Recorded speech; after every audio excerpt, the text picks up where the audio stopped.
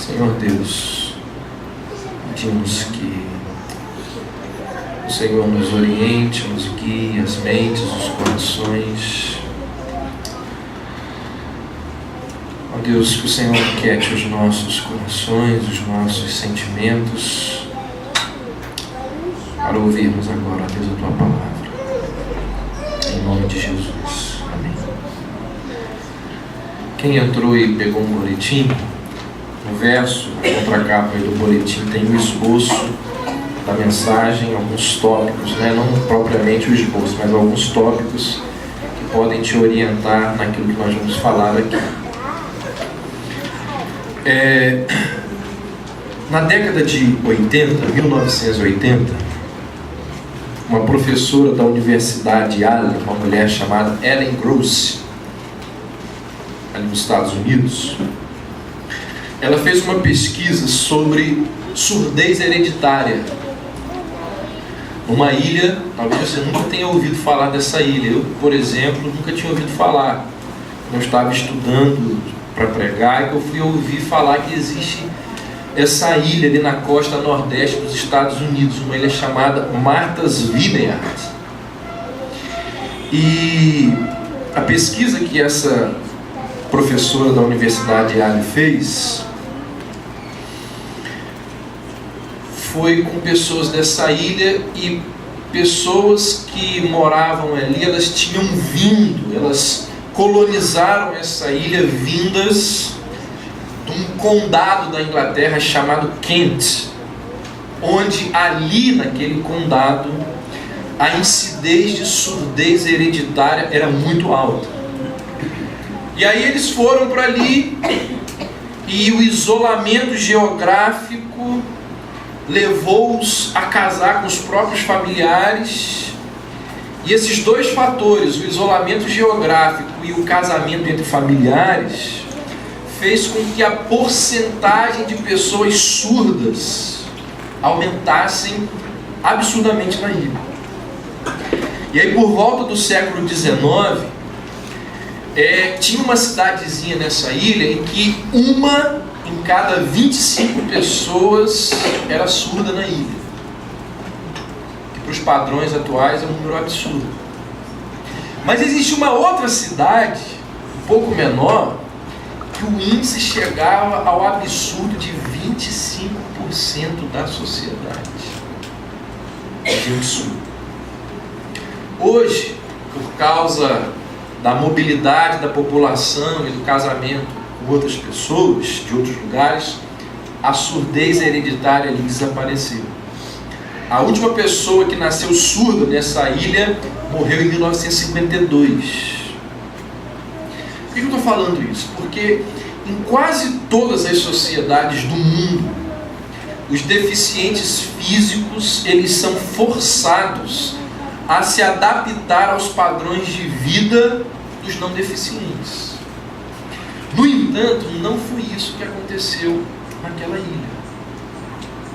E essa professora, então, pasma com o que aconteceu ali, resolveu fazer um trabalho acadêmico, pesquisando o que aconteceu naquela ilha. E começou a entrevistar pessoas daquela ilha. E perguntou várias coisas absurdas, o que elas achavam dos surdos. E um determinado sujeito disse assim: nós não achamos nada, eles são iguais a todo mundo. Aí ela foi e perguntou assim: mas vocês não se comunicam com os surdos através da escrita? E o homem disse: não, de jeito nenhum, porque lá todo mundo sabe a linguagem de sinais. Ela disse: todo mundo da família do surdo? Não, todo mundo da ilha. Mesmo quem não tem familiar surdo sabe a linguagem de sinais. Aí ela foi entrevistar uma outra pessoa. E essa outra pessoa disse assim: aquelas pessoas ali, elas não eram deficientes, elas só eram surdas. Eles, os surdos, eram iguais a todo mundo. E eu os tratava como qualquer um, não desprezava, nem achava ele inferior. Na verdade, o que aconteceu? segundo conclusões da pesquisa dessa professora, foi que uma comunidade inteira, em massa, se colocou em desvantagem por amor de uma minoria. Em vez de obrigar uma minoria surda a aprender a leitura labial, a grande parte da população daquela ilha, de não surdos, aprendeu a linguagem de sinais. Todos os que ouviam eram bilíngues. E dessa forma, os surdos tornaram-se parte integrante da sociedade. A professora diz assim na sua pesquisa: quando havia festas ou outras reuniões em Tilmar, uma cidade lá, todo mundo comparecia e os surdos se divertiam iguais a qualquer um. Eles eram parte do grupo, eram aceitos. Quando o grupo de surdos era maior, todo mundo usava a linguagem dos sinais por questão de gentileza. A surdez como deficiência existia, mas praticamente desapareceu como deficiência. E talvez o aspecto mais interessante da pesquisa dessa professora foi a revelação de como que os ouvintes melhoraram as suas habilidades de comunicação. Eles descobriram várias utilidades para a linguagem dos sinais, além da comunicação com os surdos. Por exemplo, ela diz na pesquisa que as crianças dentro da igreja, quando não suportavam lá o sermão do pastor, ficavam conversando de um lado para o outro com sinais. De um lado da igreja conseguia conversar com a criança lá do outro lado. Isso não só na igreja, mas dentro da sala de aula. Batiam altos papos dentro da sala de aula por linguagem de sinais. Ela diz que vizinhos de sítio papeavam à distância. E olha que interessante, ela diz que com luneta. O cara longe conseguia conversar com o vizinho por linguagem de sinais. Ela disse que nos hospitais as pessoas, pacientes terminais que não conseguiam mais falar, conseguiam se corresponder, explicando as suas necessidades por sinais. Ou seja, a desvantagem que os moradores daquela ilha abraçaram transformou-se num benefício para eles. Acabou se transformando numa coisa boa. A nova habilidade deixou a vida mais fácil e até mais produtiva. Ou seja, o que eu quero mostrar com essa história é que as pessoas, elas transformaram a cultura com o objetivo de incluir uma minoria que estava em desvantagem, mas no processo enriqueceram a si mesmas e a sociedade. Qual é a grande lição desse fenômeno social que aconteceu nas Ilhas Martha's Vineyard? Qual é a grande lição? É aquilo que eu estou falando há 6 domingos aqui para vocês. É aquilo que eu estou tentando transmitir há 6 domingos ao pregar sobre justiça social. Os fortes, eles têm de se colocar em desvantagem por causa dos fracos. Isso é justiça social.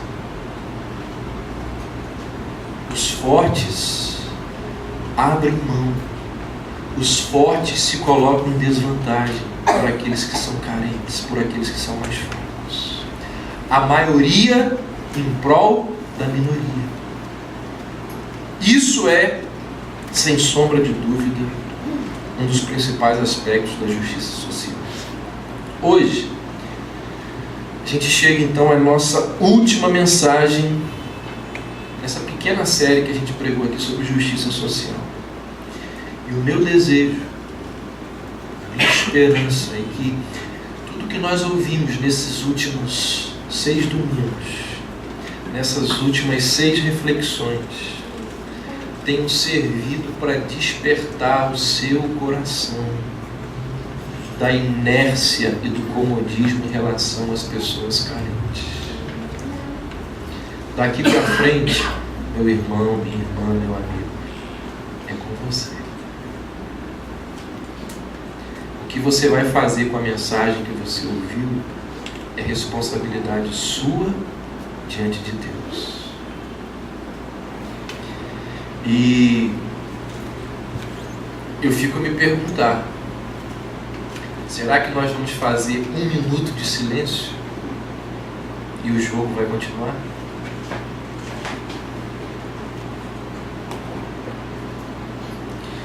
Então, logo de cara eu quero deixar assim algumas dicas, sugestões para quem desejar se envolver mais com essas questões aqui. Vou dar rápidos exemplos aqui, ó. Hospital Manuel Cartucho.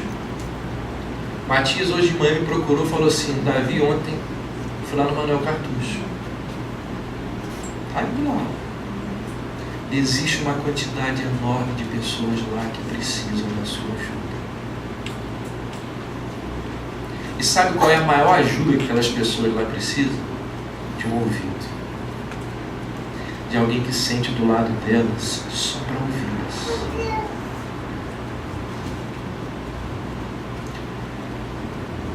Outra coisa, ou outra sugestão.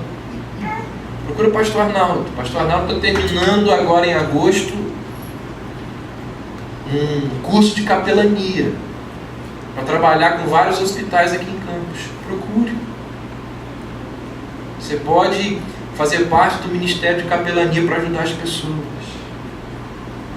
Nós temos aqui perto uma ONG chamada Orquestrando a Vida, cheia de crianças carentes. Você pode ajudar aqui. Você pode fazer justiça dentro da sua casa,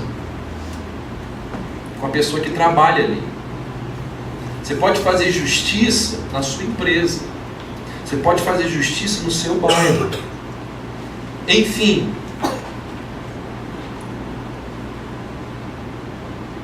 como diz na linguagem popular, dá seus pulos. Você é capaz de procurar fazer aquilo que precisa ser feito diante daquilo que você ouviu. E a minha intenção aqui hoje, e eu quero encerrar a mensagem por essa vertente, por esse caminho, é mostrar que as necessidades são infinitas. Nós nunca vamos conseguir, porque nem Jesus conseguiu mudar tudo que está por aí. Mas faça diferença na vida de uma pessoa. Então essa é a atitude que eu acho que nós devemos ter, individualmente. E como igreja batista reformada, qual deve ser a nossa atitude? Quero rapidamente relembrar aquilo que nós vimos na primeira mensagem. A igreja, ela não é a nossa igreja, é qualquer igreja. Biblicamente, igreja não tem projeto de justiça social. A igreja não vive para fazer justiça social. Quem tem projeto de justiça social é partido político. É o governo, são as ONGs, são entidades de classe, sindicatos e as mais diversas organizações da sociedade civil. Essas instituições, sim, elas possuem projetos de justiça social. Não é assim com a igreja. Nós vimos aqui na primeira mensagem que a igreja, ela é a comunidade do pão e do vinho, da água, do batismo e da palavra. A missão da igreja é pregar a palavra e a partir dessa pregação inserir pessoas no reino por meio do batismo e alimentar os convertidos por meio do cálice e do pão. E aí, cristãos bem alimentados por sua igreja, o que eles vão fazer? Justiça social. Cristãos bem alimentados por sua igreja transformam a vizinhança, transformam o bairro, transformam o local de trabalho, a sociedade. Cristãos bem alimentados pela sua igreja sentem um peso enorme pela violência, pela corrupção, pela fome que existe ao redor da nossa cidade, da nossa nação. Cristãos bem alimentados pela sua igreja são jornalistas, são dentistas, são médicos, são empresários, são comerciantes, são advogados, são juízes, são policiais, são homens e mulheres que sozinhos, ou por meio de outras organizações, ou se filiando em outras organizações, conseguem mudar a conjuntura social. Então, na medida em que o Evangelho é genuinamente pregado na igreja, os cristãos, naturalmente, eles entendem que precisam viver em sociedade, buscando, acima de tudo e primeiramente, o reino de Deus e a sua justiça. E as demais coisas serão acrescentadas. Ou seja, quando uma igreja prega a palavra de Deus de forma verdadeira, os cristãos, os membros dessa igreja, sentem necessidade e responsabilidade de reformar a sociedade. Então, não é papel da igreja como igreja reformar a sociedade, mas é papel dos cristãos, bem alimentados pela igreja, reformar a sociedade. Por outro lado, existem questões emergenciais. Presta atenção. Não confunda projeto de justiça social com questões emergenciais. Existem algumas questões emergenciais que a igreja pode, deve e precisa fazer. Não são reformas na sociedade cuja responsabilidade é dos cristãos. São questões que precisam ser resolvidas com urgência. Algo parecido com aquele problema das viúvas narrado por Lucas lá no livro de Atos. Os apóstolos estão ali e chega até eles uma situação complicadíssima e urgente.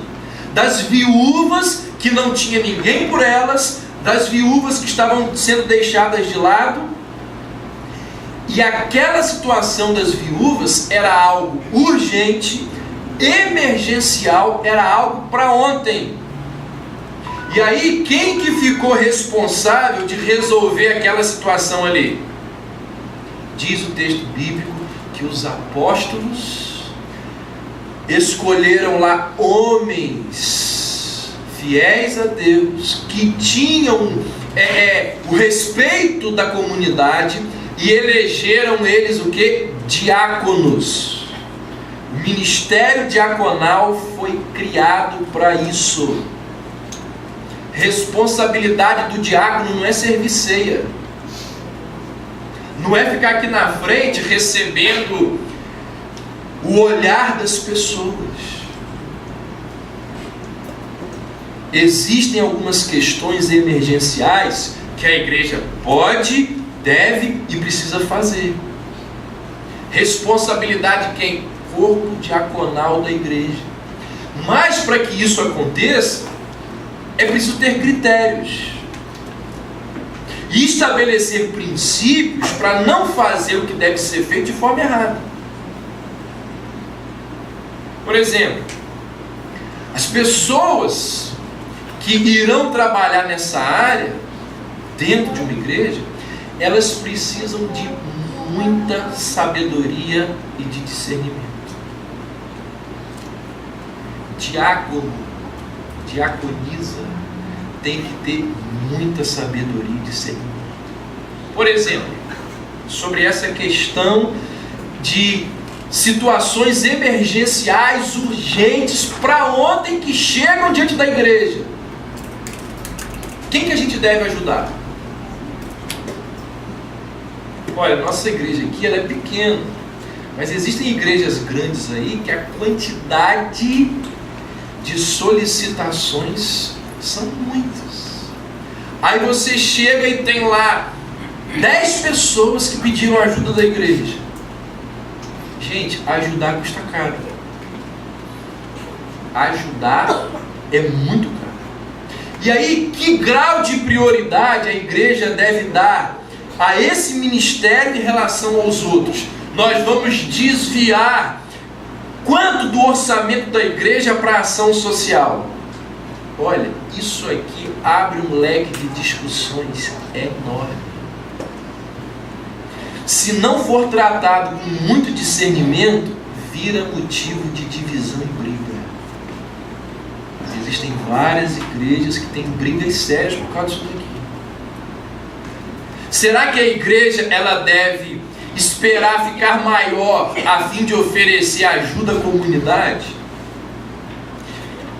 Qual a porcentagem da força e do dinheiro da igreja deve ser empregada na ação social e na ajuda aos carentes? Isso aqui é difícil da gente responder. Outra coisa, quem que nós devemos ajudar? Nós devemos ajudar apenas aqueles que batem a nossa porta, aqueles que nos procuram, ou nós devemos tomar a iniciativa e deliberadamente procurar um grupo de pessoas necessitadas como igreja? E o que é necessitado? Qual é a definição de necessitado? Que a igreja vai procurar é essa, é aquela, esse aqui é mais necessitado que aquele, mas por qual padrão que você está medindo isso? Qual é esse limite? Quem que define esse limite? Então, se algumas diretrizes não forem traçadas antes de iniciar a ajuda, essa discussão aqui é igual uma bola de neve, ela é eterna. Outra questão, o que determina a continuação ou o término da ajuda? Até quando a gente deve dar o peixe? E se a pessoa não quiser aprender a pescar? Nós vamos continuar dando o peixe a vida inteira? Nós vamos exigir que aquela pessoa que recebe o peixe da igreja, que ela venha aos cultos? Se não for no culto, a gente corta a ajuda. A gente deve estabelecer outras qualificações. A gente deve seguir a orientação de Paulo em Gálatas 6:10, quando ele diz que primeiro aos irmãos da fé, depois os outros. De que maneira nós devemos ajudar? Outra questão séria. A igreja, ela vai se ater apenas à dimensão assistencial, ou ela tentará ministérios mais arrojados, e aí a gente começa a cair naquilo que eu falei há pouco, na tentação de nos tornarmos, como muitas igrejas têm feito por aí, uma espécie de ONG, tendo projetos de justiça social, e o negócio começa a crescer a tal ponto que a igreja perde o foco principal, e é o que eu vou falar hoje aqui. A gente vai dar dinheiro a uma pessoa?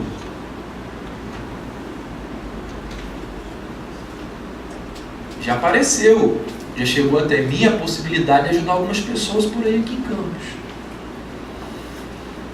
Alguns projetos que tem por aí. Mas será que a pessoa é confiável? Será que a instituição que nós vamos doar o dinheiro é confiável?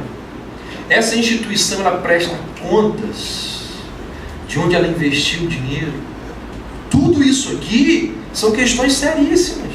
Essas perguntas elas geram importantes e várias reflexões. Ponderar, analisar, refletir sobre elas nos conduzem a sérias questões sobre justiça. querendo dizer, irmãos, com tudo isso aqui, é que nós, como igreja, precisamos ter muita sabedoria, muito discernimento, vindos de Deus para dar respostas a essas questões. Eu não pretendo dar respostas a essas perguntas aqui nessa mensagem, porque não dá tempo. O certo é que a gente precisa sim pensar rapidamente em termos aqui na igreja um ministério diaconal. Falei sobre isso no culto dos homens terça-feira. E aí, com esse corpo diaconal, a gente sentar para conversar essas coisas. E o diácono entender que a responsabilidade dele é dar respostas a essas coisas, a essas perguntas aqui. Junto comigo. Mas eu quero mostrar para vocês que não basta ter vontade, não basta ter disposição. Colocar em prática não é fácil. A minha intenção aqui nessa nossa última mensagem é tratar de uma questão assim extremamente importante quando o assunto é a ação social da igreja, que é o seguinte: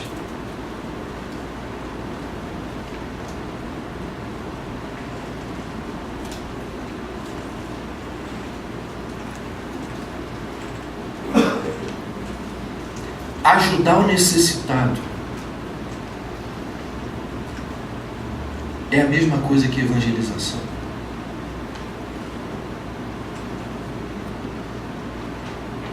O nosso chamado para ajudar o carente e o mandamento bíblico para a evangelização.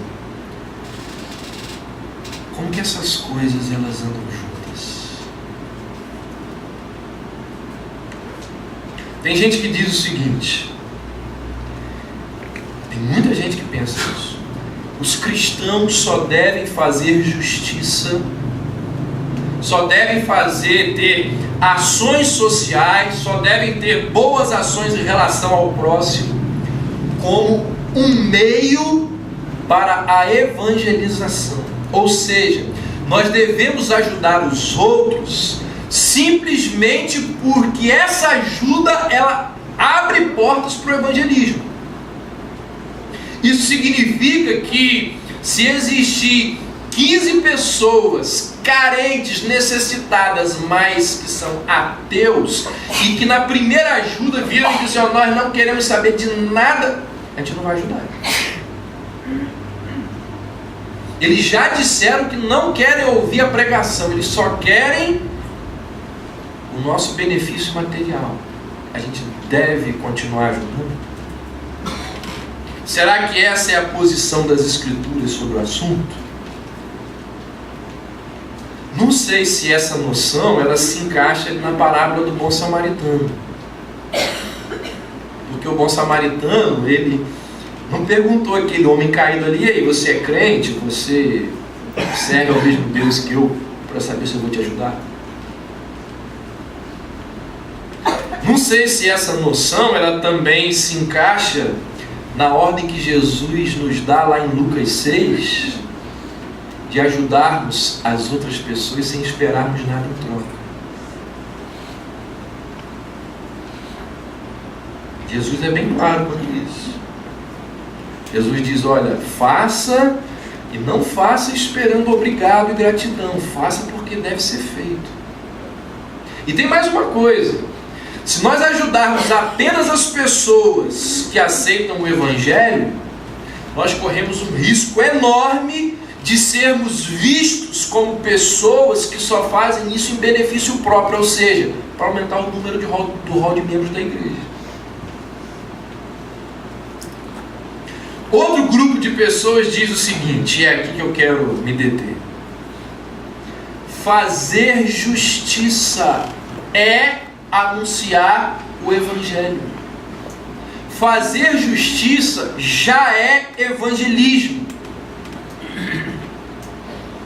Gente, isso aqui é um grande